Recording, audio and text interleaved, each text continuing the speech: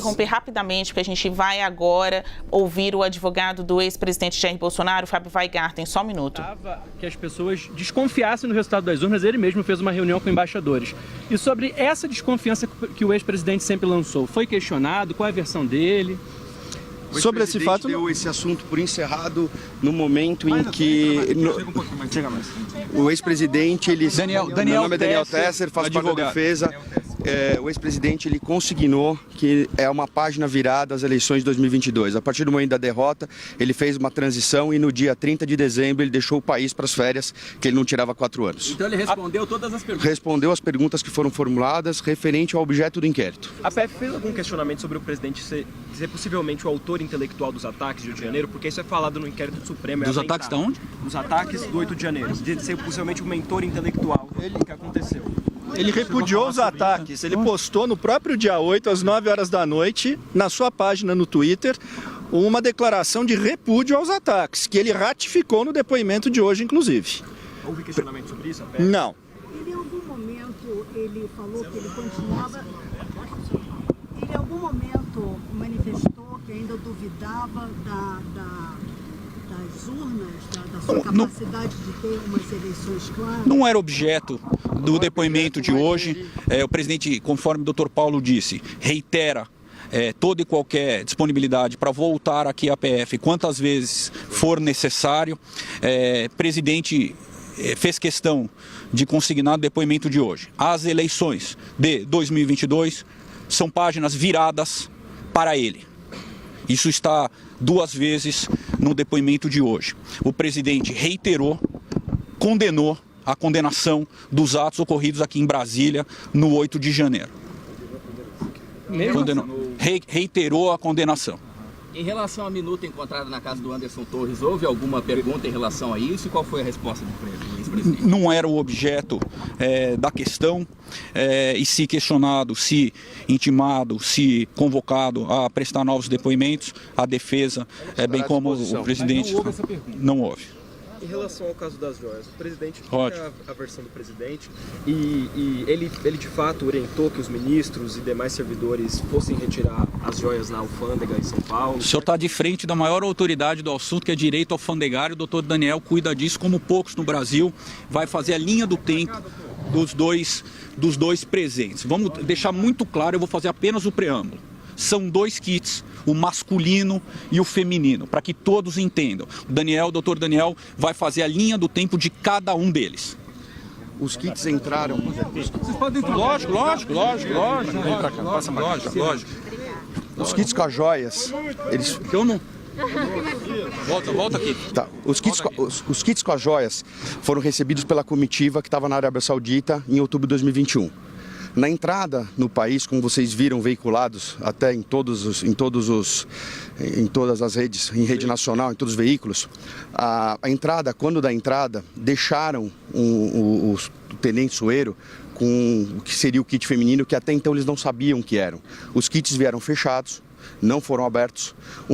O almirante Bento, que era então ministro de Relações Exteriores de Minas e Energia, ele colocou um kit na mala dele, na mala de mão dele, e os outros kits que tem outros presentes como café, perfume, tâmaras, outras coisas que foram presenteadas. No momento em que a comitiva estava deixando, que eles foram abordados pelo emissário do príncipe, no momento que eles estavam deixando o hotel, tá? Quando o Soeiro chegou, o que estava com o Soeiro foi retido. Por questão de alimento, Anvisa, mapa, você não pode entrar com alimentos no país, e o kit feminino ali estava. Quando abriu o kit feminino e o Bento volta, ele vê ali a questão e naquele momento ele acha que é alguma coisa, inclusive na época que ele cita ali para a primeira-dama, que não era, porque era um presente para a presidência, né? Aquele kit é apreendido em outubro de 21 e o masculino é liberado. Na verdade, segue caminho junto com o Bento. O que acontece? Aí tem uma linha temporal importante, porque todo presente que chega via protocolo, quem recebeu da comitiva tem que mandar para o GADH, o GADH faz a classificação do produto. Gabinete Adjunto de Documentação Histórica. que separa-se personalíssimo, como os depoimentos que vocês já devem ter lidos pelos funcionários que são funcionários de carreira, não são nomeados pelo presidente e o presidente não tem nenhuma ingerência sobre eles. Eles declararam nos depoimentos que, por ser personalíssimo, independente do valor, porque como não há valor na lei, eles colocaram como acervo privado de interesse público. Importante destacar isso, porque é de interesse público, tá? As joias femininas, elas ficaram retidas. Tiveram, no dia seguinte à retenção das joias, um dos assistentes do ministro Bento mandou um ofício para a Receita Federal perguntando como que deveria ser feito o procedimento para regularizar, explicando que era uma comitiva e ali sim poderia ser regularizado.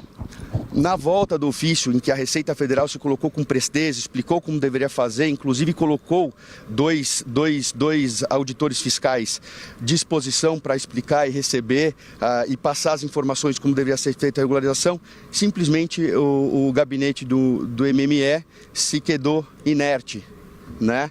Então, não só quanto ao kit feminino que ali estava retido, mas quanto ao kit masculino que tinha recebido. Tanto é que só chegou no GADH esse kit masculino, que cria inclusive uma discussão ali, um equívoco da ajudância em dezembro de 22. Então nem o presidente, nem a ajudância, ninguém ligado ao gabinete da presidência sabia do presente do kit masculino. Muito importante isso. Nem a primeira-dama, nem o presidente souberam dos presentes por 14 meses. Mas o que saiu ontem no Estadão, ontem a nova notícia. A dona Michele reitera que jamais teve conhecimento de quaisquer dos presentes. Os presentes, um retido na alfândega em Guarulhos, outro ficou parado no gabinete do MME. Mas, secretário, por que houve pressão para que os presentes fossem retirados? Não é uma doutor, pressão. Vamos explicar. Não é uma pressão. Não é uma pressão. No final do governo queriam resolver as questões, né? E foi falado que tinha um kit de presente. Aí que surge, não é uma pressão. Teve essa confusão de datas. Quando foi falado, acharam que era um kit de presente. E aí, quando foi solicitado a verificação na Receita, a Receita retornou falando que tinha uma retenção. Quando a ajudância vai perguntar para o GADH fala, não, o kit está aqui, porque se acreditava que era só um kit, que já estava, que chegou com atraso, mas que foi classificado, catalogado e foi para o acervo privado de interesse público, né? E que até então seguiria por Palácio da Alvorada, porque só depois da saída que você leva o acervo junto, tanto é que o presidente, por 2 acervos, já tinham feito a doação necessária até por uma questão de custo, porque ele não queria fazer uma fundação. Respondendo objetivamente a sua pergunta. Quando o presidente soube disso, 14 meses depois, o presidente demanda ao seu ajudante de ordens, Mauro Cid, veja se existe alguma possibilidade, algum caminho de regularizar referidos presentes. Referidos presentes já haviam sido dados como perdimento pela inação findo os 90 dias. Dr. Daniel pode explicar o conceito de perdimento. O que acontece é o seguinte... Depois que ficou inerte, segundo ofício, em que a Receita se colocou à disposição, explicou o procedimento, ela é obrigada a fazer um auto de infração por inércia, porque chama abandono de carga. Essa mercadoria ficou lá, eles comunicaram naquele momento que era, a Receita até aguardou um pouco mais para poder fazer o procedimento, só que por uma questão óbvia e legal, ela é obrigada a dar o perdimento depois de passado um prazo. Passado o prazo, foi feito um auto de infração de perdimento de bens, em que se coloca abandono de mercadorias, ou seja, a mercadoria chegou e ninguém tomou nenhuma atitude e está nesse interregno desses 14 meses. Tá? E aí o SOERO é intimado, porque você não tem como fazer o auto de infração sem ser pelo CPF do passageiro. E o passageiro que ali adentrou era o SOERO que participava da comitiva.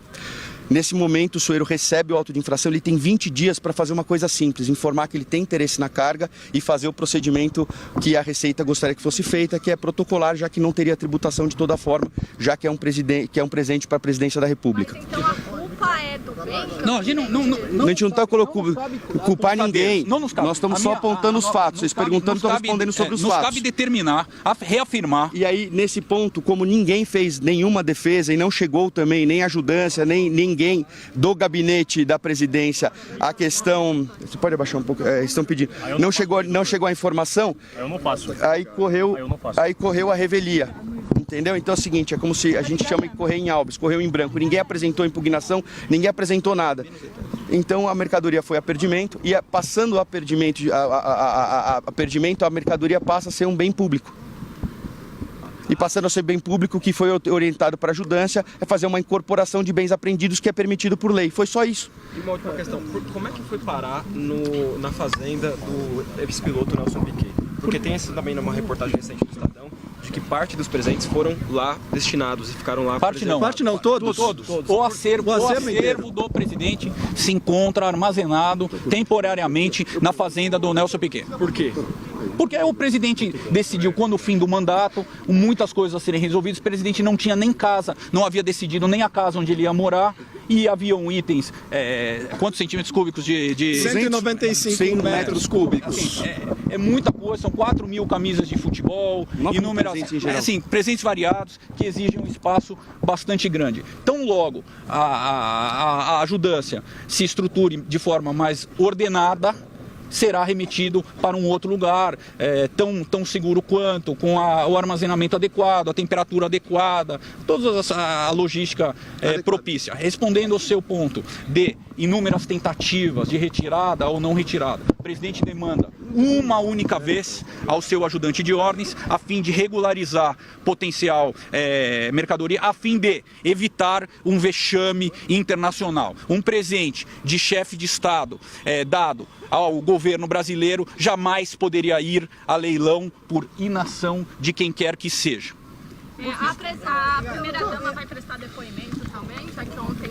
Não foi intimada, não tem intimação, não tem previsão, a gente não vê motivo para que ela seja intimada. Até porque o fato que foi colocado, foi ventilado ontem na imprensa, ela não é um fato controvertido. Aquele kit masculino esteve na posse do presidente e, por iniciativa da defesa junto ao TCU, foi lá depositado.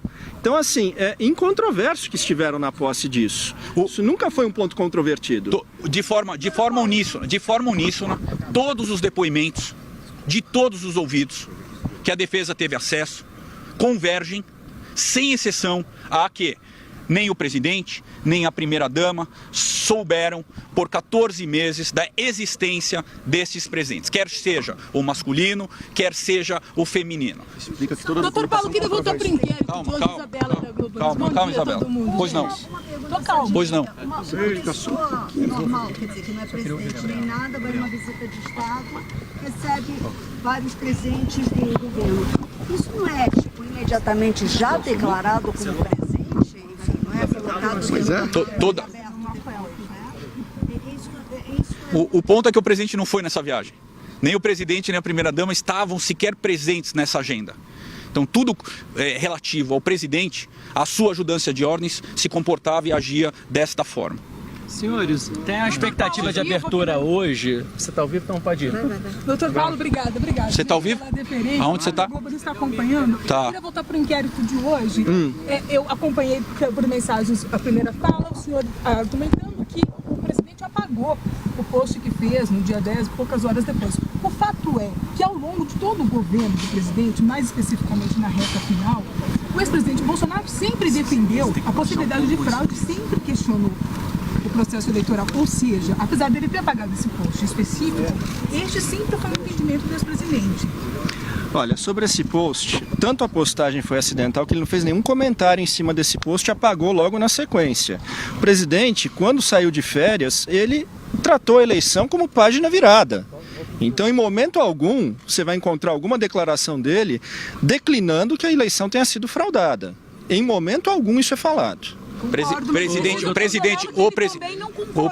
presidente, Isabela, o presidente repudiou na noite do 8 todos os acontecimentos lamentáveis que aconteceram aqui em Brasília. Fim da eleição, o presidente virou a página política dele, o presidente, vocês se recordam, enfrentou um processo de erisipela severo, o presidente não recebeu pessoas no palácio, o presidente não articulou politicamente, o presidente se fechou e no 30 ele viajou para os Estados Unidos, onde permaneceu até o fim de março, se não me falha as datas. Então, Houve uma suspeita que a minha dúvida é que era o Carlos Bolsonaro, não foi. Não foi o metadado do Meta, com perdão da repetição, indicará isso. Eu preciso ir, porque o Congresso Nacional abre hoje, o Congresso deve abrir hoje uma CPMI para investigar os atos de 8 de janeiro. Há uma grande expectativa de o presidente Bolsonaro ser convocado em algum momento. Vamos esperar para ver o que vai participaria? Vamos esperar para ver o que vai acontecer. Obrigado. Valeu. Daniel Tesser e Paulo Amador da Cunha Bueno. O presidente falou no depoimento. Valeu. Vamos. Equipe dele. Ele não deu o nome? Muito bem, acabamos de ouvir o trio de advogados de Jair Bolsonaro nessa saída do depoimento na Polícia Federal em Brasília. Estamos ao vivo, 11 horas e 43 minutos.